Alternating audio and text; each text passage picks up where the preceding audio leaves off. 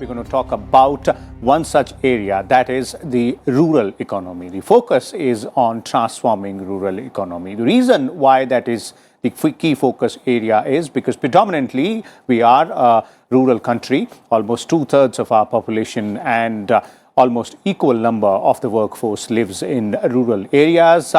And despite the urbanization, we expect that by 2050, at least more than half of our population will still be living in these rural areas. And the rural areas, the rural economy contributes at least around 45 to 46% to the national income. So here we are talking about how to bring about the tough transformation in rural economy, and we have a special set of guests for that as well. But before we go to the guests, let me first show you some works which have been done by the government in terms of strengthening the rural economy and what can be the focus areas. So let's have a look in terms of some programs, some key programs which are being run by the government. And when you look at the strengthening of rural economy, one is Mahatma Gandhi National Rural Employment Guarantee Scheme. Then you have Deen Dayal Antyodaya Yojana, National Rural Livelihood Mission. Then there is Deen Dayal Upadhyay Gramin Kaushalya Yojana as well. And we also have Pradhan Mantri Awas Yojana Gramin, that is the rural one. And we also have Pradhan Mantri Gram Sadak Yojana to focus on the key infrastructure area there in terms of bringing better roads to the rural hinterland. And Shama Prasad Mukherjee National Urban Mission is also one of the very significant programs being run by the government, and National Social Assistant Program is another one. So these are some key programs which are being run by the Ministry of Rural Development as far as strengthening the rural economy is concerned. We also look at some focus areas here, some key focus areas where the focus has to be from here onwards, and there are almost 5 of them. When we talk about rural economy, agriculture is one key focus area here. When we talk about bringing that transformation to the rural economy, then growth by agro-based industrialization, that is agri-industries which we talk about, and linkage between farm and non-farm sectors is another key focus areas, followed by MSME there. And apart from MSMEs, we also have to focus on the rural and urban linkage. So these 5 are key focus areas when we talk about what needs to be done as far as transforming rural economy is concerned. We'll look at all these aspects. We'll look at all these focus areas as well. We'll try and do a bit of an evaluation of all the schemes also which we just saw there, as in terms of what effect those schemes have had on the rural economy. So let's go across to our panel now. We have a set of experts, 3 experts who are joining us today. Let me first introduce them to you, beginning with Dr. Suresh Pal. He is the director of ICAR's National Institute of Agriculture, Economics and Policy Research. We also have with us Mr. Rakesh Ranjan. He is senior consultant in Niti Aayog, deals with this particular sector and several others as well. Mr. Abhinav Prakash is also joining us. He is assistant professor economics in the University of Delhi. Welcome all of you gentlemen to Rajya Sabha Television. And let me begin with you, Mr. Ranjan. Let's start by breaking this entire jargon of schemes and focus areas into layman's terms, and let's understand why rural economy is so important, so crucial there. So thank you very much for inviting and putting a very good question, because as you keep on seeing the growing literature that good number of people are saying that India's success will lie in urbanization. Fine, we agree to a large extent to that statement also, but the fact remains that a very large portion of Indians live in rural area, as you have said in the beginning of the program. And also I would like to say that while a very large percentage of the workforce is engaged in the farm sector, the farm sector's contribution to GDP is only in the range of 14 to 15%.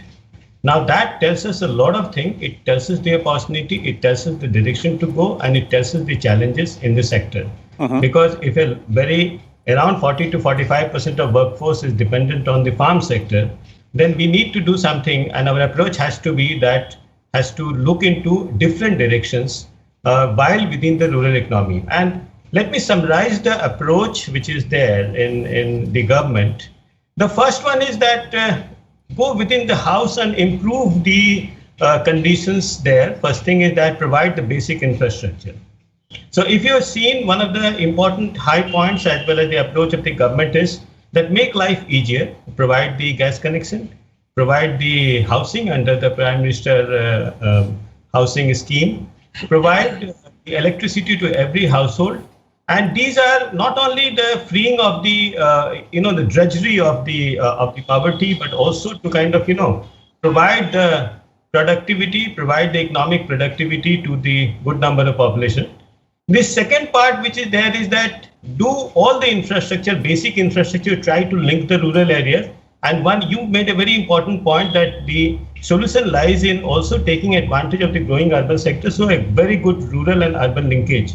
So basically, if you really look at this, the Prime Minister Gramin Sadak Yojana, which is one of the very important program, and I think a very large part of the connection of the habitation has already been done under this particular program.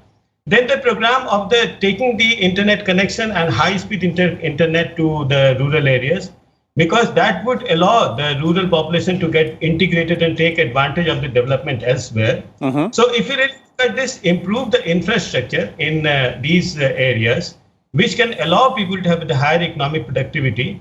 The third line is that improve the productivity within the agriculture sector itself, and there are many of the initiatives that is taken by the government in this regard. The fourth line is, which is very important, is that look at long term. And that is where I would like to mention one of the initiative of Niti Aayog, where we have selected around 112 very backward districts which are predominantly rural, and try to develop some of the key sectors in these districts so that they can be the citizen living in this district take advantage of all the development process and become partner of the development process itself. Uh-huh. So the sectors which are there which are very long term is health and nutrition. Let me be very clear on that unless we take care of the health and nutrition and the basic education of our citizenry, it is that we can't think of a long-term sustainable growth as well as the meeting of the commitment of the SDG that India has made. Okay. So looking from that perspective, the program like the aspirational district programs are key program, and the emphasis of the government of India to improve the SDG along with the partnership with the state government, because very large number of those sectors are with the state government. And lastly, you have mentioned, if everything is going on fine, but you still need certain people who are left behind, then there is a safety net which is called Manrega, which can develop as one of the important safety net at the time of pandemic, which happened. And we would like to see that in the next year also how it pans out. But the fact remains that these 4 or 5 approaches that improve the basic facility, improve the infrastructure for productivity, increase the productivity within agriculture, so that the solution of India does not lie simply on being only on farm sector, but also to create a non-farm employment within the rural setup. Okay. And also to take advantage of the urban and rural linkage, and be long-termist in terms of health, nutrition, and skill development and financial inclusion, and also that create a safety net which is already in place, strengthen it, okay, and to be with it, which is Manrega. Okay. So this is the overall approach you can put it, and it is very, very important and critical factor for Government of India. Okay, that's quite a holistic sum up of the approach which is being taken. And you mentioned Manrega. Let me also tell our viewers that as far as Manrega is concerned, we've had recent news in terms of after the pandemic struck, Manrega has seen quite a huge number in terms of demand being generated out there. Let me go across to Dr. Pal now. Dr. Pal, your views on the approach part here and breaking down the importance of rural economy and the need for transforming it. Yeah, basically, if we look at the performance of rural economy, the major sector is agriculture sector. And other sector, rural non-farm sector, is partly dependent on the performance of the agriculture sector.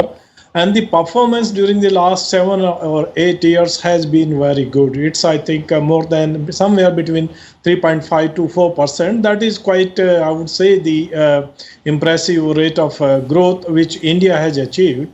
And besides this, what the country has achieved, This growth is coming from those areas where the productivity was not that high. What we call in terms of economics, there is some kind of convergence in agriculture growth. That is a very, very positive signs. And now the challenge before us is how to accelerate this growth process as well as this convergence process in the agriculture growth and land productivity. And in that context, what Mr. Ranjan was saying, focus on the aspirational districts, because in those districts the agriculture productivity is really low and non-farm activities also are not that much. So development of agriculture in those regions, basically it will be a really win-win situation, increasing the income level there as well as reducing the poverty. Okay. Second major challenge for the agriculture sector would be in the years to come, because our economy is going to grow very rapidly. If you just leave 1 or 2 years now because of COVID and other things, it is going to recover soon, and we are going to have a very fast rate of growth. And the target which the government has set, it is $5 trillion economy. So the implication for agriculture and rural sector is how these two sectors, they are going to respond to that much growth in the per capita income. That is certainly going to have impact on demand for food commodities and other things. And there the agriculture has to respond to that challenge. That is very, very important. Now the question is, what are the things we need to do it? Of course, this agriculture, non-farm sector, those linkages, they are going to strengthen.